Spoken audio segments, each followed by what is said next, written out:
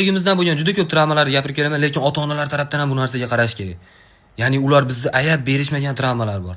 Men misol Lyuboy musobaqaga qatnashib, qanaqadir o'rin olib kelsam, misol tez o'qishda 15-o'rinda oldim, siz malades o'g'lim, harakat qil, bundan ham zo'r bo'lasan, muhim ishtirok. Hech qachon aytishmagan. 15-o'rinda ham olaman 25 ta odam ichidan. Nima senga doktorlarning pocherkida kitob tushirib berdim yo teskari qilib tushirib berdim kitobni? Qanday deyishmagan.